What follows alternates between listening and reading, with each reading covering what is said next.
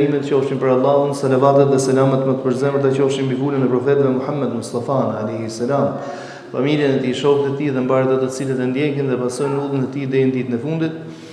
Të nderuar vëllezër, nderuara motra, vazhdojmë me jetën e të shjuarve, me një ose me 6-in e 10 të përgëzuarve me xhennet në një hadith të vetëm të pejgamberit alayhi salatu wassalam, pikërisht me sahabiun e nderuar Zubair ibn al-Awwam.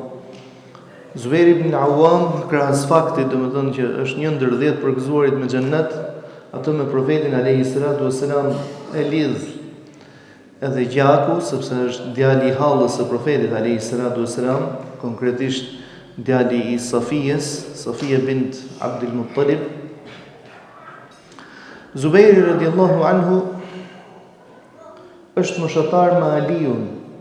Pra janë një grup sahabësh, siç është Zubairi, siç është Aliu, siç është Talha, siç është Saadi, të cilët janë moshatar me njëri tjetrin. Dhe Zubairi radiallahu anhu është moshatari i Aliut radiallahu anhu, që në vegjëlinë e tij mbetet jetim. Kështu që për kujdesjen dhe rritjen e tij e mori përsipër e ana, Safia. Mirëpo Safia, dhe këtu, sepse në jetën e çdo të shjuari vlen të mësohet, Safia ishte shumë e ashpër me djalin e saj. Nderuarit e mi, vuajmë shpesh në një aspekt në lidhje me jetimin. Normalisht jetimi ka humbur një ndër bazat më kryesore të jetës, që është babai, është prindi. Ama ne nuk duhet ta lëmë jetim gjithë jetën atë. Shpesh marrëdhënia jonë me jetimin ose sjellja e disave me jetimin është një sjellje jo e duhur. Çfarë duhet të them me këtë? E lën jetim gjithë jetën atë. Domethënë konsiderohet vazhdimisht një sjellje përkthëlie. Njeriu nuk ka nevojë gjithmonë vetëm për përkthëli. Herë duhet me qenë edhe i serë. E ke parasysh nëse dikush vjen dhe të kërkon ndihmë ty. Edhe ti e fut dorën në xhep urdhra. Vjen prap urdhra, fut dorën në xhep. Vjen prap urdhra. Mirë, në vend që ta bëje këtë që shumë mirë, Allahu ta shpëtet që e ke bë. A mos do të ishte forma më e duhur që ti të ishe interesuar për njeriu në fjalë se mos ndoshta këtij i lipset kush, një zanat.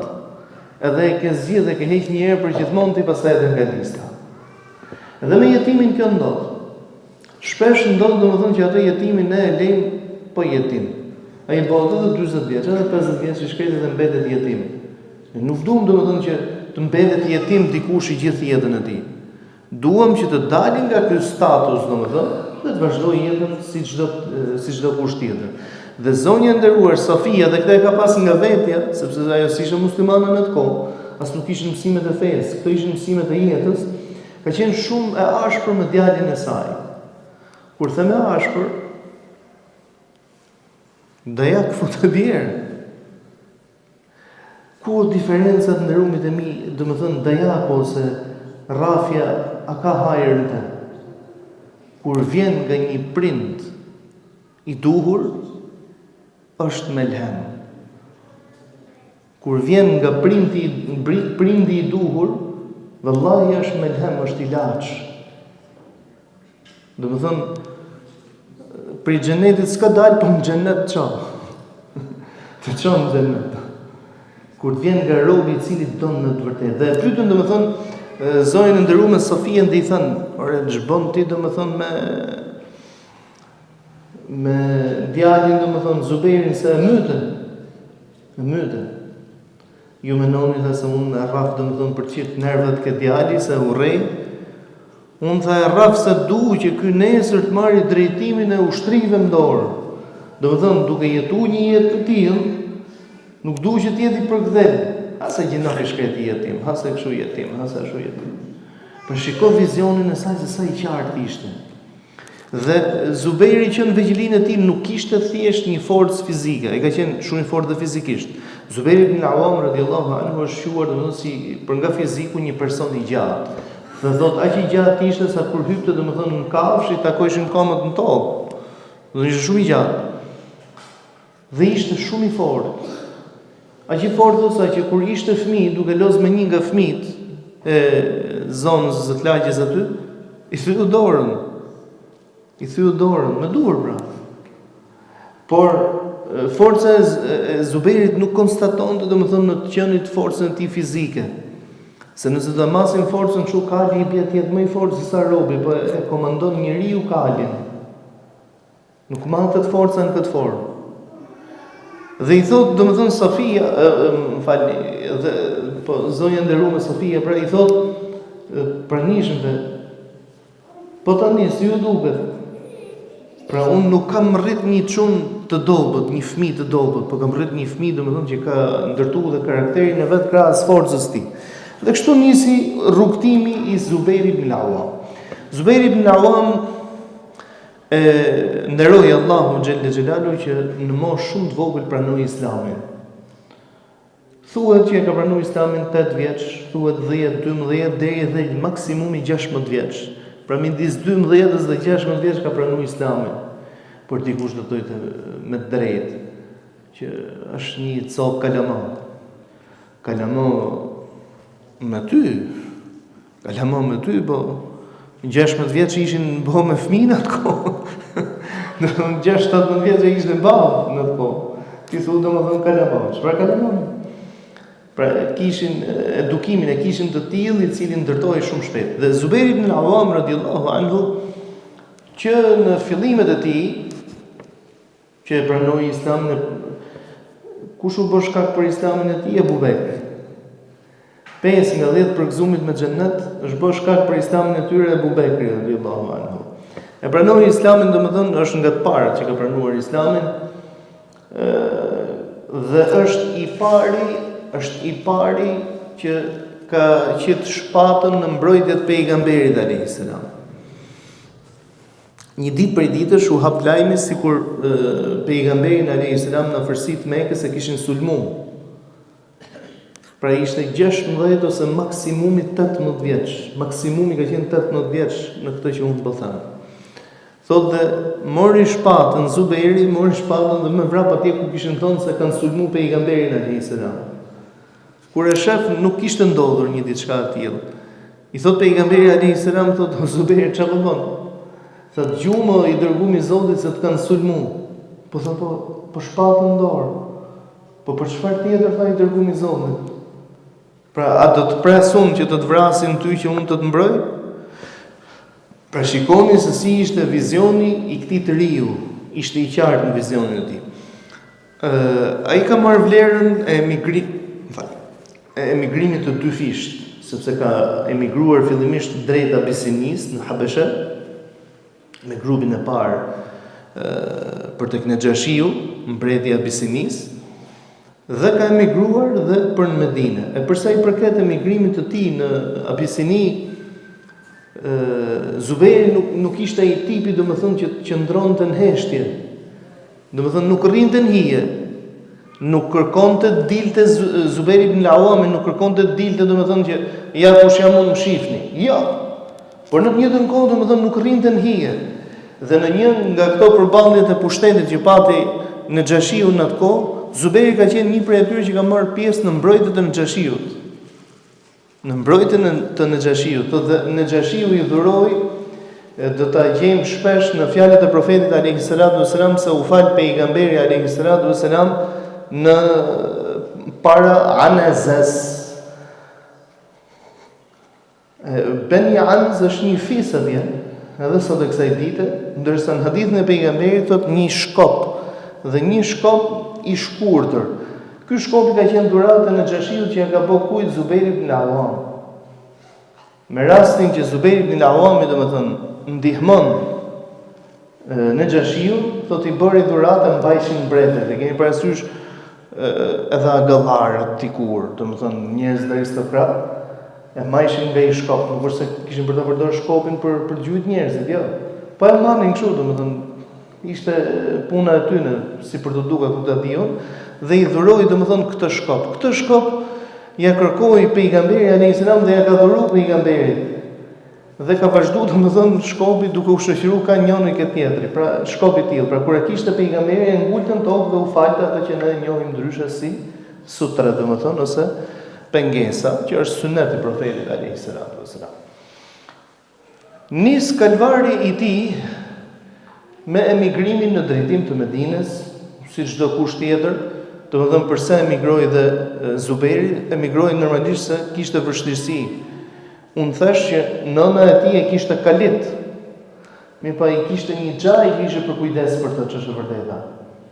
Dhe xhaja i tij, kur ky pranoi Islamin, nisi ta torturonte pafund. Xhaja zënvenin e babës.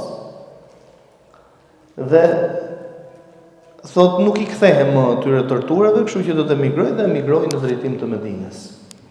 Më vonë do të martohet me zonjën e nderuar, jo më vonë, po është martuar me zonjën e nderuar në Mekë, domethënë Esma, e pija e Abu Bekrit, me Esma, të bijen e Abu Bekrit. Në të njëjtën kohë pra ai është edhe baxhanak i pejgamberit alayhis salam, sepse ai ishte me Esma janë motra. Dhe emigron thot në drejtim të Medinës, ku ka marrë pjesë me profetin alayhis salam në të gjitha betejat që ka zhvilluar i dërguari i Zotit. Nuk ka munguar në asnjërin prej tyre. Dhe ka treguar gjithmonë trimëri të rrallë. Të tillë trimëri sa thuhet që në Uhud, ajo që përcillet pas përfundimit të betejës së Uhudit, pejgamberi alayhis salam kërkon që dikush të dalë në ndjekje të Kurajshitëve dhe vullnetari i parë Zubair ibn Awam me Abu Bekrin në krye të 70 vetëve. Në krye të 70 vetëve, një çejt i dalin në ndjekje një ushtrie që ishte më mirë. Që ishte 3000 vetë paktën, 3000 luftëtarë. Në shikoni se me çfarë trimi kishim të bënim. Zubair ibn Awam ka qenë i tillë person që sahabët e pejgamberit alayhis salam domethënë aq kishin besim tek ai, sa një pjesë e mirë e sahabëve linin amanete tek Zubairi. Linin tek amanete tek Zubairi. Pra dikush domethënë donte me lënë parët për shembull amanet, shkonte i linte tek Zubairi. Dhe janë përmend në sirën e pejgamberit, në jetën e profetit alayhis salam, janë përmendur dhe me emra. Dhe kështu ka vazhduar ky zotni i nderuar duke patur poste të vazhdueshme. Ai është quajtur domethënë është quajtur ndryshe hawari, e ka quajtur pejgamberi alayhis salam hawariu rasulillah. Thot pejgamberi alayhis salam, çdo kush çdo profet e ka nga një mbështetës të sinqert, mbrojtës të sinqert, pra ashtu siç kishte Isa alayhis salam, Musa e të tjerë profet, wa hawari Zubair ibn al-Awwam. Ndërsa mbështetësi im, mbrojtësi im, domethënë që kur i thonë jep shpirtin për pejgamberin alayhis salam, është Zubair ibn al-Awwam. Në betejën e Hendekut, gjunte Zubairi thot me hark, me shigjet, dhe profeti alayhis salam i thotë irmi fidaka abi wa ummi. Gjuj të bofshin kurban prindrit e mi ta përkthesh ndryshe. Dhe këtë nuk ja ka thënë pejgamberi alayhis salam askujt tjetër veç Zubairit. Zubair ibn al-Awwam. Zubair ibn al-Awwam radhiyallahu anhu ka gëzuar një respekt në maksimum, qoftë në periudhën e Abu Bekrit, qoftë në periudhën e Umerit, qoftë në periudhën e Uthmanit, edhe të Aliut me patjetër. Zubair ibn al-Awwam është ndër të parë që i ka dhënë besën Aliut, domethënë që e ka propozuar dhe e ka besatuar që ai të jetë i pari i muslimanëve. Zubair ibn al-Awwam në kohën e Umerit radhiyallahu anhu, Umeri domethënë një ndër 6 personat të cilët i ka propozuar për të qenë pasardhës të tij ka qenë Zubair ibn al-Awwam. Pra imagjinoni se çfarë vlerësimi ka pas nga Umeri radhiyallahu anhu. Por ka qenë një diçka që kurrë nuk e ka pranuar. Nuk e ka dashur një diçka të tillë. Në jetën e tij ka qenë njëri modest, ka qenë njëri i vendosur vazhdimisht, ka qenë dhe njëri xheloz. Dhe ke pjesa e xhelozisë duhet të ndalemi, domethënë të themi që kur xhelozia është me logjik, është e vlerësuar. Kur xhelozia është me budallik, ndërtohet mbi dyshime, nuk është e pranuar. Pra çfarë do thotë xhelozia e papranuar? Xhelozia e cila ndërtohet mbi dyshime, kjo nuk është xhelozi në rrugën e mi. Thon sirianët një fjalë e cila është e rëndë, po lima bighar hmar, ai i cili nuk xhelozon do të është gomari bie. Po kjo është për atë i cili është e kundërta e këtij i cili xhelozon, po xhelozon mbi bazën e dyshimit. Kur dyshon, kjo nuk është më xhelozi. Shikoni se si profeti alayhis salam e ka trajtuar pjesën e xhelozisë. Profeti alayhis salam i ka mësuar shokut e tij dhe ka mësuar gjithë ummetin në të njëjtën kohë që kur dikush prej jush kthehet në shtëpinë e tij nga një udhëtim i largët, të mos kthehet thot natën. Do thoj dikush për mirë, si t'ja bëjmë ne sot udhëto me avion, ç'keni dhush avion? Ja, kur arrizim Tiranë në 2 po deshëm 2 drekës se në 2 natës ja. Qëllimi i profetit alayhis salam domethënë është që mos shko si pa beftas kur i thon. Dhe profeti alayhis salam thotë kur kthehej nga udhëtimi, shkon tani ditën kjo. Natën jo pra, nëse bëni një diçka të tillë. Kur kthehej nga udhëtimi ditën, fillimisht të shkonte në xhami. Pastaj shkonte në shtëpinë e vet. Kjo dhe për treguar rëndësinë e xhamisë me patjetër, por në të njëjtën kohë domethënë për të eliminuar çfarë do lloj dyshimi që mund të lind tek njeriu. Dhe Zubair ibn Awam është ajo kategori njerëzish që ndoshta e ka të theksuar paksa pjesën e xhelozisë, por është ajo xhelozia me logjik. Dhe tregon domethënë Esmaja ka qenë duke kaluar pejgamberi alayhis salam dhe e ka pa atë Esman e cila kthehej nga Ara. Pra ka qenë njëri i fortë edhe në familje. Domethënë i vendosur, herë mund të themi dhe i sertë. Gjithsej i cili ndërton jetën e vet, domethënë këto nuk janë modele që me patjetër duhet t'i ndjekësh ose jo. Ku mundesh. Gjithsej i cili ka atë jetën e vet. Dhe tregon Esmaja se profeti alayhis salam e ka pa atë Esman duke u kthyer nga Ara. Dhe i ka thënë hajde Esma, domethënë ngjitëm dhe vet. Ka thënë i dërgumi i Allahut, Zubairi xhelozon, por nuk i pranon veprime të tilla. Po mirë ka thënë pejgamberi alayhis salam, a xhelozon të tilla gjëra dhe nuk xhelozon që të çon ty më art të punu? Një dia thënë Esmaja se gratë të thonë vedër, jo me të thonë pejgamberi. Çfarë praktikë ka për ta marrë?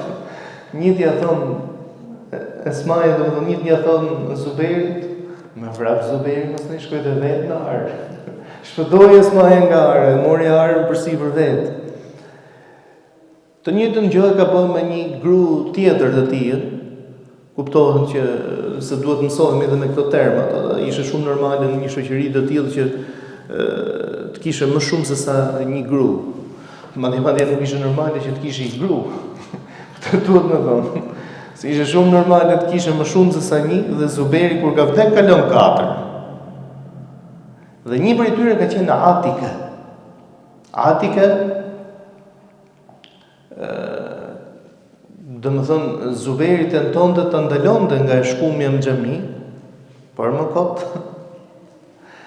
ishte diçka e pamundme, dhe asaj ja ka gjetë një hile, ja ka bëj hile që mos shkojë në xhami. Pra e kishte xhelozi që ta shifte, domethënë jo po mos ma shohin rob të kuta diun.